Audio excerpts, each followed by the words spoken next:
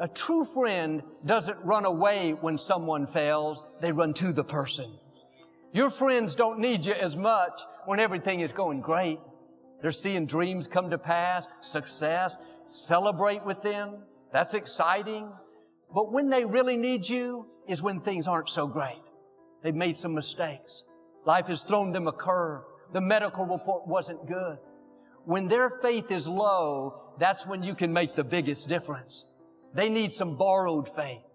They need you to believe for them while they can't believe. They need you to speak victory while they're too discouraged. If you want to kill a big dream, tell it to a small-minded person. I told everybody at 10 years old I was going to be on TV.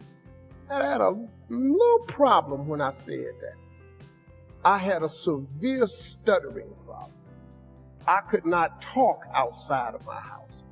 I went to school, church, anywhere. I locked up. I couldn't go to the store. I just stuttered profusely. It was a horrible experience. So when I wrote on that paper, the assignment was write on a piece of paper what you want to be when you grow up. I'm 10. I wrote, I want to be on TV. That was that faith, the belief in things that you cannot see. I ain't see no way I could be on TV, but I wrote it down. I didn't know no better. I'm 10. I wrote it down. Teacher called me to the front of the class. I thought I'm going to get me a gold star because she had everybody stand and read their paper and their name. She called me to the front. I'm thinking, I'm going up here to get a gold star. I ain't never had one before. This must be, my answer must have been really good. I can't tell you how wrong I was. That lady didn't call me up there to give me no golds. She called me up there to humiliate me. And when I got up there, that lady lit into me. She said, why would you write something like this on your paper? First of all, why you called me up there? You know I can't talk. You already know I can't talk. And she just said, why would you write something like this on your paper? And I'm standing out. I'm trying to get it out. She said, who in this school ever been on TV? Who in your family ever been on TV? Who in this neighborhood ever been on TV? She said, look at you standing there. You can't even talk. How they gonna put somebody like you on TV? So every Christmas, I send her a flat screen TV.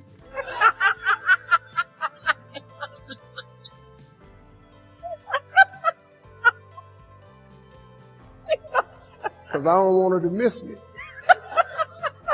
I want her to see what God had done for me.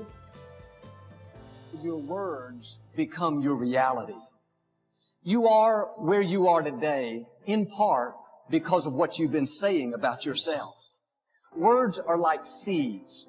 When you speak something out, you give life to what you're saying. If you continue to say it, eventually that can become a reality. Whether you realize it or not, you are prophesying your future. And this is great when we're saying things like, I'm blessed, I'm strong, I will accomplish my dreams, I'm coming out of debt. That's not just being positive, you are prophesying victory, prophesying success, prophesying new levels. Your life will move in the direction of your words. But too many people go around prophesying just the opposite. I never get any good breaks. I'll never get back in shape. Business is slow. I'll probably get laid off. Flu season is here. I always get it. They don't realize they are prophesying defeat. It's just like they're calling in bad breaks, mediocrity, lack. You can't talk defeat and expect to have victory. You can't talk lack, not enough, can't afford it, never get ahead, and expect to have abundance. If you have a poor mouth, you're going to have a poor life. If you don't like what you're seeing, start sowing some different seeds. You can't do this. It's impossible. It's never gonna happen. Just give up. Just settle. It's not meant. Accept defeat. You're not the one. They just better. You're too weak. No one wants to hear you. Try something else. No one likes you. Just follow. Do like everybody else. Do it the easy way. Accept being broke. Quit dreaming. What are you doing? Why do you have to be so damn different? We all have this negative self-talk that goes in our head. Guess what? There's enough people that are telling us we can't do it, that we're not good enough, Why do we want to tell ourselves that? We know for a fact that thoughts influence actions. We saw it there with the video Shouldnt Dr. Levy showed, right? We know that our thoughts influence actions. Why do we want to say that negative self-talk to ourselves? We need to get our own self-affirmations. Muhammad Ali, what was his self-affirmation? I am the greatest. Who else is going to tell you? There need to be quiet moments in your bedroom, quiet moments when you're brushing your teeth, that we need to reaffirm, I am the captain of my ship and the master of my fate. That is my affirmation. If I don't believe it, no one else will. How do you build self-confidence? Get away from the people who will tear you down. There's enough of that. Muhammad Ali, I am the greatest. There is no one better than me. It's a difference between hubris and ego and false pride.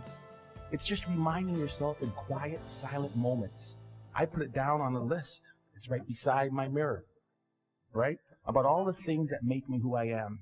Because I make enough mistakes, and the newspapers will recognize it, and people around me will recognize it, and they'll tear me down. And pretty soon I'll begin to believe it. Stop the self-talk, the negative self-talk. If you'll watch, you'll see some athletes, they'll have a little bandage or a little brand around them. Lance Armstrong's a perfect one. What's his self-affirmation? Live Strong isn't a brand. It was to remind him of who he was. Live strong. Then it became a brand. He would move that from one arm to the next arm when doubt and fear came into his mind. Live strong. Put it on there. Let's go. We'll all have it. Replace it. I believe passionately that we can shift the negative voices and stories that are going on in our minds into positive ones. How do you do that? Well, there's three main questions. The first question is it the truth? Is whatever I'm sharing with someone or what you're hearing from someone else that's giving you feedback about your life true? You know 100% that it's true. First question. Second question. Is it necessary? Is what I'm saying to myself in my head, is it necessary in the exact moment in what I'm doing with my life right then? And the third question is, does it improve upon the silence? Somewhere deep inside, you know what kind of person you were designed to be. If you want to produce great acorns, think like an oak, not like an acorn. Think like the person you intend to become. So let me ask a question. What kind of seed is in you? Figure out who you are. Don't apologize for who you are, and then become even greater than you naturally are at what you are. If I could give you one thing to take from this, it is, no one will believe in you unless you do. Listen to the words of that video. Here's to the crazy ones, the misfits, the rebels, the troublemakers, the round pegs in the square holes. We're supposed to be different, folks. And when people look at us, they're universal. So many of us choose our path out of fear disguised as practicality. What we really want seems impossibly out of reach and ridiculous to expect, so we never dare to ask the universe for it. My father could have been a great comedian, but he didn't believe that that was possible for him. And so he made a conservative choice. Instead, he got a safe job as an accountant. And when I was 12 years old, he was let go from that safe job. And our family had to do whatever we could to survive. I learned many great lessons from my father, not the least of which is that you can fail at what you don't want. So you might as well take a chance on doing what you love. When you grow up, you tend to get told that the world is the way that it is. And that your life is to live your life inside the world and try not to get in too much trouble and maybe get an education and get a job and make some money and have a family. But life can be a lot broader than that when you realize one simple thing. And that is that everything around us that we call life was made up by people that are no smarter than you. Find out what it is you want and go after it as if your life depends on it. Why? Because it does. But what do we say? But there'll always be tomorrow. Oh, no. There's no guarantees you're going to show up tomorrow. There are a lot of people who were here yesterday that they're not here today. There are a lot of opportunities that were around yesterday. They're not here today. Right? There's no guarantees in life. But there is one guarantee. If you don't take action, there will be no outcome at all, no positive outcome. The only outcome will be that you didn't achieve anything. You didn't achieve what you wanted. See, a lot of people think that failure is a step back. No. Failure is a step forward in the right direction. Every time you fail, you learn something from it. You gain something from it. You feel less anxiety when you're doing it again. You want to think that's a step backward? That's progress in every sense of the word. Right? So these dreams come to you, these ideas, these visions come to you for a reason. And you can either act them out or not. And there's a higher power at play.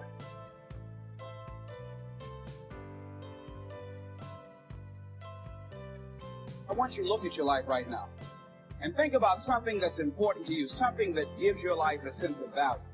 Think about something that you'd like to have, or something you'd like to create for you or your family or for society. I want you to hold this thought in mind. Now, one of the first things I want you to do is don't worry about the inner conversation that you're going to have. Don't worry about how you're going to do it. That's going to come. You're going to develop a plan of action. You will find the way. You'll become the kind of person that can attract the people, the resources, and everything you need in order to make that become reality. If you help enough people get what they want, you can have everything you want. What is it that you looked at some point in time and you decided that you couldn't do it? That you talked yourself out of it? Whatever it is, bring it back out there. How are you going to do it? That will come to you in due time. So you don't get in life what you want, ladies and gentlemen. You get in life what you are, not what you want. See, the good news is that we can always become more by working to develop ourselves. So the first process of making this your decade, you've got to begin to take a look at your life and look at where are you right now? What are your strengths? What are your weaknesses? What gives your life a sense of fulfillment, a sense of joy? What does a full, rich life means to you? What is it that you could love doing 7 days a week that'll bring a smile to your face? I still have a dream. It is a dream deeply rooted in the American dream. I have a dream.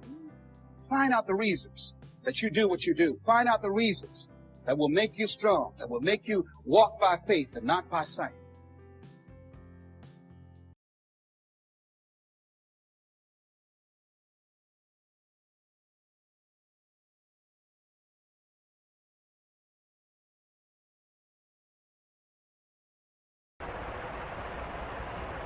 Welcome to my channel. Please subscribe. It's not are going they are doing figure is so don't of things you could take from me. I could make it go to take my house. I can get another house, but when you take my time you have taken sometimes from me, it's totally that's most important things is to value our times. It's take time to be creative. You were meant to be creative. You have creativity. If you had time, you will be better. Have a valued goal, because motivations working out, and so the more valuable the goal in principle, the more the microprocessing positive charge you are excited about the day. Do is your specific sense as a unique individual. Don't have that sport happens as a conscience. The questions always is why do sometimes, because sit there and you don't the next questions